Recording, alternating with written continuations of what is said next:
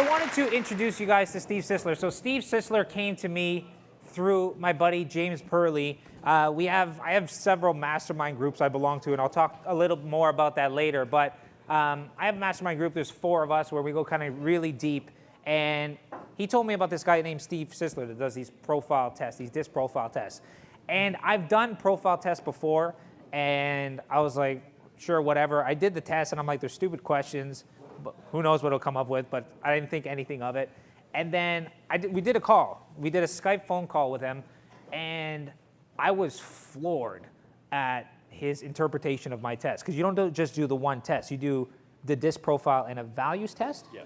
So one of the core reasons why it was so shocking is during the test, earlier that morning, we went to each other and we said,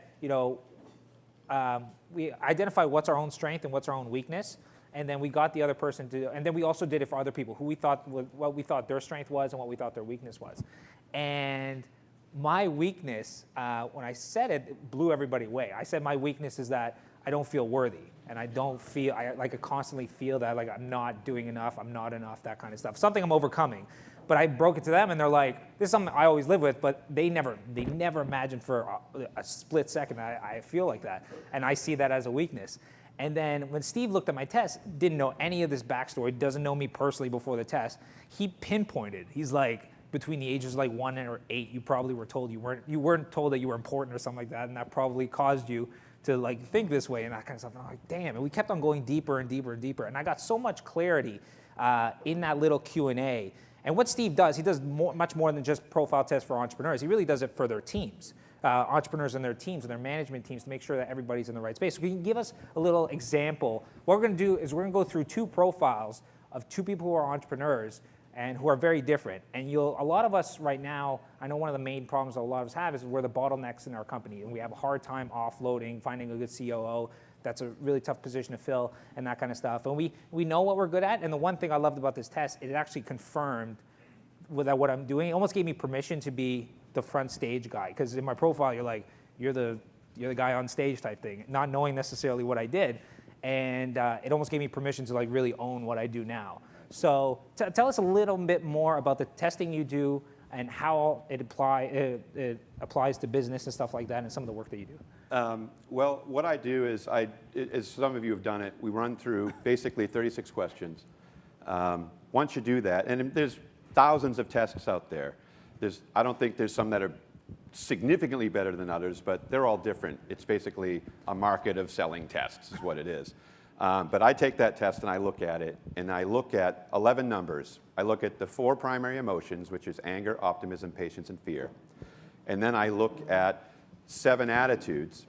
And when I put those together, it creates a framework of your life, which means this is what you do, this is why you do it, this is how you do it, this is when you'll do it.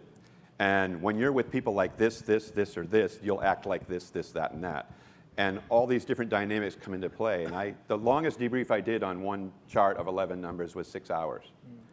6 hours of keep drilling. And I had an individual, owned a big business in New York, had me come in. I did his profile. I didn't know anything about him. And I said, something happened to you around 11? And he's kind of staring at me. And we got talking. And then he says, I was raped by a priest when I was 11. I said, really? So I got all this from looking at the numbers. We started digging deeper. I ended up coaching him for about 4 months, got a letter from his wife. You've changed our family. The wife didn't know this. Children didn't know this. Nobody knew it. He's the only one that knew it. It changed the way he did business. I had neighbors in their neighborhood calling me. Can you help my marriage? I mean, it was so dynamically different. They were in therapy for 18 years. Couldn't figure out what was wrong. And so that's the power of the ability to look at the numbers and read it. And this happens every single day.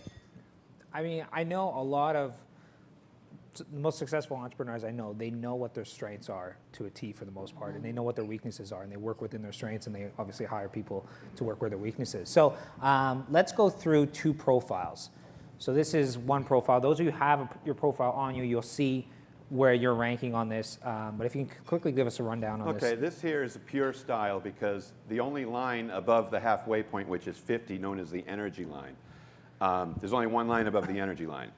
That energy line signifies that when you're above that line, then the energy of the emotion under discussion is considered in play. If you're below, like the blue line, which is conscientious, it's not in play. So the opposite of the emotion is in play.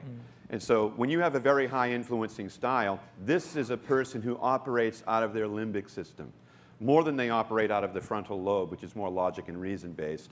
The limbic system is fight or flight. So you become reactive more than proactive. And so this particular graph has 3 solid fears. Number 1, not being liked. Number 2, failure. Number 3, being misunderstood. So what this person will do is in every engagement they have, they are subconsciously overcoming the fear of not being liked, the fear of failing, and the fear of being misunderstood. Therefore, when they engage with you, you will like them, you feel like you won something, and you know where they're coming from. So they become an expert at communicating if they have the aptitude for communication. I'm not measuring their aptitude, I'm measuring the behaviors and the emotions. The lower lines, the green and the blue, which are patience and fear. If you're very patient, you're careful. If you're very fearful, I don't mean afraid of the dark, I mean you have a heightened awareness of errors and mistakes. There's no awareness of errors and mistakes here. So you will send, this person will send out an email and something's misspelled. They didn't catch it. This person doesn't want chaos, but they need chaos. When they're in chaos, they're energized and they find their feet quicker in chaos than they do in calmness. So they will create chaos simply because they need it. So you have a chaotic situation, so your life starts becoming a tornado and things are flying around. Your finances are a mess, you know, this, that, and the other, but everybody loves you. And so what happens is you end up gauging your efforts, your success, everything on whether or not you are liked, you failed, or they understand where you're coming from. But you're not looking at your bank account and going, something's dreadfully wrong. You're thinking, it's awesome. Why? Because they loved me. You see, there's never enough pain to reflect on what are these other issues, because the things that matter to you most are basically, for lack of a better way to put it, are being ministered to. That need, those 3 needs. And so this is a very powerful, influential person. It's known as the influencer. So you could see it's an entertainer. This is Robin Williams. You know, this is Bill Clinton. I mean, Bill Clinton is such an influencer, he had half of America believing there was 2 definitions to the word is. Because, you know, he just has that magic. You know, low C, low S, risky behavior. So we all know what that means, okay? Not paying attention to the dress, okay? I mean, a lot going on here. So Joe Biden, Vice President Joe Biden, he has a graph like this, but he has a higher dominant line. Nobody wants to give him a microphone because we don't know what he's going to do, okay? So when the S and the C are higher, then that's more of a Barack Obama. So that's when he talks, he's going, that's the gears going in the brain, choosing the words, whereas Joe Biden doesn't do that. He just opens his mouth and puts his foot in. And so, but when you're with him, you just want your photo. You know what I mean? It's just amazing how that works. So that's kind of how this style, so this style is the influencer. It's a very outgoing, positive, overly trusting style. Now this here are the attitude dynamics. And you take these attitudes and you go against the behavior, and I mean, oh my God, I know how the guy's tying their shoes. So look at this economic line, which is all about the bottom line. Very competitive. So this graph here is not making money because it's the goal. They're making money because it's a result. It's a result of individualistic, super high. That box with the line through it, that's the national norm in America and very close in Europe as well. That, you can see how far out of the national norm that is. That means out of 100 people, there may be less than 18 people that are like this. So you only enjoy talking to 18 people out of 100 because you make a connection with those people. So that high individualistic line says, if I'm a penny, then I have to be the red one. So the brighter your penny in a room of pennies that are all one color, then the greater you feel. That's better than money. So you put this person in sales, guess what? They want to be liked by the client more than they want to make money for themselves or the company. See what happens? Now, they'll sell the company on their skills because they're an influencer. They got the company believing there's two definitions of the word is. Okay, so they come in and they're great, they're star of the show, all this is happening, and then over time they're like, something's wrong. And I've had this happen hundreds of times. And we look at the graph and I'm like, 2 seconds, I know what it is. And so I had a guy like this, I coached him, I talked to him for 2 hours, and he ended up doing the best sales that year than he did in his career. Because he was more concerned about being liked by the client than actually selling the client. He actually cried during the debrief. The political line here is high. This is somebody who wants to be behind the wheel if they get in the car. Okay, so this is an emotion, not actual driving. The emotion is, if I'm getting in the car, I got to be behind the wheel. But if you look at the other graph, the dominant line, which is anger, decisiveness, let's go, is down. So yeah, I want to drive the car, but I have a hard time kicking you out of the front seat. See what happens? Who here has a hard time firing people? See? You see, that's because you don't want to look like king of the jerks. You see, so it's just like, so what do? Well, because I'm highly optimistic and highly trusting, maybe it'll work out. I'll give him a little more time, give him a little more. I just was on the phone last night with Australia, dealing with a guy, this graph. He's got 2 people been there for a couple years doing nothing, and he can't get rid of them. And it's because his graph doesn't have an angle. He never has an angle. He doesn't think what's in it for me. He's always thinking what's in it for them. Okay? So because of that style, people just walk on him. They just do what they want, and he just sits there and can't kick him out of the seat. So it's a problem. So I help them overcome that. You also see here, high altruistic. That's empathy. The higher the empathy line, the more we become what's known as a lose winner. This is a lose winner. When I lose financially because I helped you financially, I feel like I won. So what happens? You lose financially, but you gain in popularity. That's what I'm after. Okay, but I'm an entrepreneur. Not for long. Unless somebody discovers it and helps, because this is what we call missing the chip. That chip is missing. Is that a bad person? No, it's just the wiring. And then you see high theoretical, so this person's a thinker. This person is a person who wants to uncover, discover, and recover facts, information. They're a lifelong learner. They can talk about just about any subject. This graph can read 4 books, finish none of them, talk about the subject like they wrote it. Okay? So might read something last night, get up here and talk about it, and boom, it's like, oh my God, are you a neuroscientist? No, I just found a book online and read like some of it. You see, that's the power of this style. So they don't only trick everyone around them, they trick themselves. And so my job is to go in and say, here's the real deal. Here's why you're like this, and here's what is probably missing, and here's what you can do to fix it. Low regulatory line. This means there are so many different ways to skin a cat. If the regulatory line is really high, then there's only one way to skin a cat. And if you're a high dominant, high political, then the only way to skin a cat is your way. Okay? So you can see what starts happening. When there's more than one way to skin a cat, and you're a tornado, then you're like, I don't care how you skin the cat, just don't get blood on my carpeting. I'll talk to you Friday.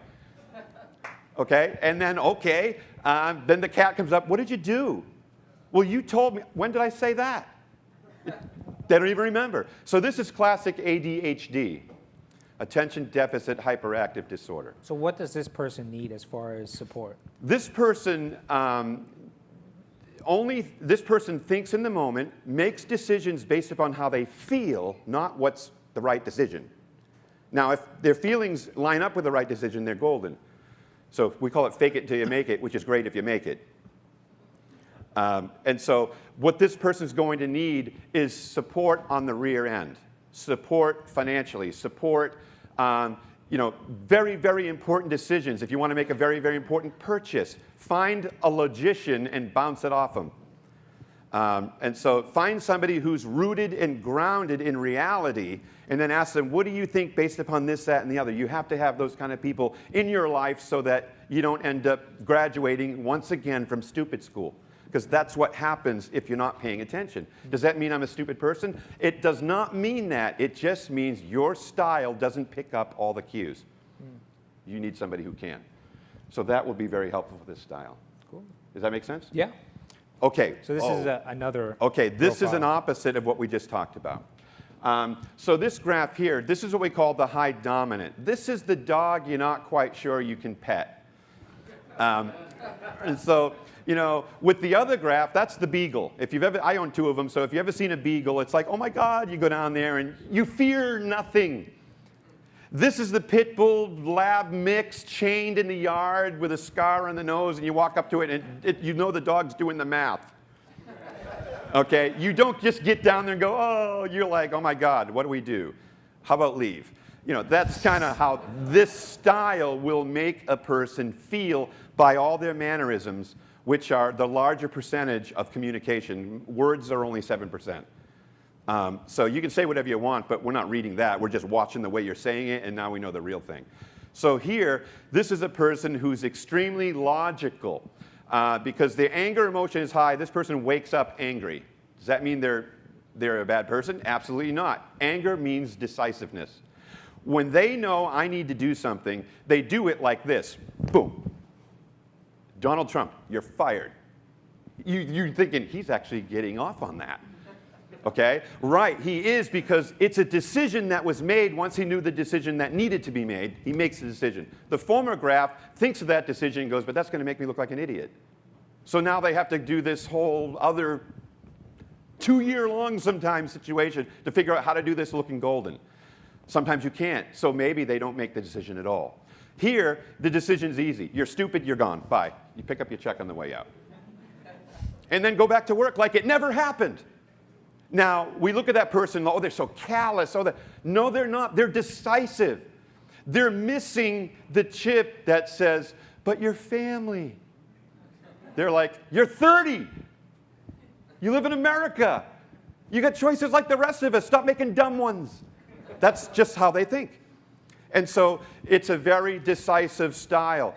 The S line is high, which is a patience emotion. So it's more of a passive style. So now we got aggression and passivity. We don't know which one we're going to get, so it's passive-aggressive. What color is the S line? Pardon me? What color is the S line? Green. Green, okay. So that green line is always above the line, which is a caution light. It's always having a cricket on your shoulder going, are you sure you want to do that? So every time they make a decisive decision, they got that happening first. So there can be a little back and forth. It's nanoseconds. Boom. Then they drop the hammer. So this person lacks tact and diplomacy. Okay? This person here will use fear as a motivator. Now, Guy Kawasaki talked about Steve Jobs used fear as a motivator. It worked great. It only worked great because he was a psychopath. And you're laughing, but I'm not kidding. He's a good psychopath. He didn't kill people and put them in the freezer. But he had all the other traits, which is why nobody would get in the elevator with him. Now, if you're Steve Jobs, you'll probably be able to pull it off. If you're just some guy who's trying to start a business and decides to be king of the assholes, it won't work. Fear as a motivator never works unless you're an anomaly. Okay? So I just wanted to clear that up from yesterday. Okay, so we got low compliance on the natural. The natural style is the graph on the right. It's your authentic self. It's like your favorite pair of shoes. The graph on the left is adapted. It's what I'm doing when I'm working, if they chose work when they did this. And so you could see their compliance line goes up, so they get more perfection driven. So you got a high dominant, get it done. High C, get it done right. Low I, don't bother me. It's called Attila the Hun. And so that's the kind of leader it is. Now, this person can turn around an aircraft carrier in a canal, but we got to bring in somebody to clean up the bodies. I actually had a client in New York. The CEO was so strong that 50-year-old people were on their hands and knees wearing suits crawling out of the building because they had to go by his window. So they crawled out. And I had to go in and deal with this guy. So he was a 100 dominant, 100 compliant. S and I were like 10, which are the feelings, the touchy-feely. It was like hugging a cactus. I walked in there, and I felt like I just entered Auschwitz. And so he had everything but the SS uniform. And so I looked at him, and I said, listen, bottom line, your people are afraid of you. We got to fix it. And he looked at me and goes, I'll tell you what they feel. And I'm like, oh, my God. You know, he was from Switzerland. That didn't help. And he had a crew cut. It's like Drago, you know. So he stood up and he said, I'll tell you what they feel. They feel these assessments. And he smashes the table with his fist. Now, because I know how to deal with dominant people, you got to become a hammer to deal with a hammer. You got to be a bigger one, though. I said, that'd be great if we were talking about them, but we're talking about you. And then he goes, that's a good point. Now, listen, the reason why he said that was a good point, and I knew he would say that, is because he's a logician. He's logical. His emotions aren't in the conversation. He doesn't have to win. If I'm right, I can say it and get away with it. If I'm wrong, get out. Okay? But if I'm right, he will do nothing because he's not emotionally involved. Okay? Very powerful. Next one. Okay. Wow. Oh, God. Okay. Okay. High political line. Okay. High dominant. I'm driving. Get the hell out of the front seat. See the difference? Boom. So this person wants to drive, doesn't let anyone else. Okay? So what if they're a manager and you got touchy-feely people under them? You'll turn the department over like this. Nobody can stay. Why? Because they feel like they're going to Egypt to build pyramids every day. That's what they feel like. That doesn't work. But we've also got high empathy. This person cares, but they have a funny way of showing it. Okay? So this looks like an asshole, but it's not. But everybody will be fooled because people read the book by looking at the cover. That's why we have to have heightened awareness of how we are wired, and then we have to have a healthy understanding of the fact that I've got to manage this properly. And then how are you wired? Like reading people is important. And then managing that relationship based upon the differences while embracing and respecting them. That's a team that can go anywhere with any kind of people. Cool. Awesome. Any questions? Anybody? Yeah, Isaiah? Yes. Low, high influence, low dominant. What if both dominant and influence are really high and the other two are Then bottom down? it's like having a dead body in the family room, but there's a pretty blanket on it. Okay? It's the visionary. If you're dominant and your influence are both high, then you're like, get out! You're smiling. Okay? In other words, you have that aggression, that aggressive behavior, but again, a whirlwind. So you're like the former graph we looked at that's all about it, all around, you know, crazy, you know, missing a lot of pieces, but you put a big engine in that car, and so you're driving that chaos forward. So people that you work with, that's a person who's giving instructions over their shoulder on the way out the door. Yeah, and when you get that done, do that, and then I'll talk to you on a Friday, and they leave, and the person is a steady, and they're going, I didn't even have a pen. And now they're afraid to tell them I wasn't listening or I didn't hear what you said. So they hope for the best, and then they're wrong, and then it's worse. So this is it's a chaos person, but it's driven chaos. That's the difference. Yes, over here. So how do you fix it? It depends on the intensity. It's great to know who you are. Oh, it's fantastic to know who you're not. But it's not what people want to talk about. And so, you know, the way to fix some of these things is to find out, okay, here's your style. What are you doing? I run into a lot of entrepreneurs who want to work in it, but they don't want to work on it. And when they work in it, they bring that chaos into the organization, and it works because they may be genius on one level, but on another level, it really isn't working as efficient as it could. Most people, because they're making money, they don't know what's wrong. I had a client in Florida about 6 years ago making millions. And I went in there, looked at everybody, and said, we got a problem with the guy with the money. And he's like, what are you talking about? He's been here 6 months. Everybody loves him. He's great. I said, dude, you got to listen to me. And he said, all right, I'll listen to you. So I found them a new person to take that position. And I would let them decide what to do with them after they took the position. We're there a few months. Within 7 weeks, they were saving $48,000 a month. And they thought it was awesome. They thought everything was great. And they didn't realize that this person was, wasting millions over time it would have been. After a year and a half, they saved over $1 million with one exchange. And they never would have done it if I didn't show them, here's the problem. And it was very accurate. Yeah. So do I gather from that, like, when she asked, how do you fix it, is it more often the case that you're not really fixing the person, but you're finding better positions for them to be Yes. in? So for instance, maybe somebody isn't suited to sales, maybe they're better suited to marketing, even though the two are close, they're quite different. Is it sort of along that lines? Yes, in other words, there are certain people that if we just tweak things, then they can go from being awful to a superstar, just because we changed the dynamics Yeah, 'cause of what they're that's doing. The clarification then is that you can look at any one of these profiles and say, there are some really depending on where those traits have the opportunity to be expressed, they will be welcome, but if they're in the wrong position or in the wrong opportunity, That's right. That's exactly right. Then it's chaos and hell. That's right. So it's important to know what we want to accomplish, and can this individual with these motivators and this kind of behavioral and this kind of wiring, can they do this well? And what I try to do is people hire the right person the first time, and we're not going to be coaching. Just hire the right person. So a lot of my clients, they just, going forward now, they do this before they hire anybody. It's part of the hiring process. And then they have a conversation with me, and because if you know anything about America interviews and all that, half of resumes aren't true. And then, in the interview, here comes the right foot. It's like courting. In marriage, why there's so many divorces? Because what you see is what you get, but then what you got ain't what you saw. Why is that? Because 6 months in, 10 years in, here comes the left foot. What I do is look at both feet before you hire them. So here's what you think you got, here's what you're going to get when everything calms down. And so, very effective. So you want to put the right person in the right place. Some people can make adjustments, others can't. I call it change or exchange. I just had a call last night. I'm like, no, but no. Don't do it. Just stop. Just get a person who can do this.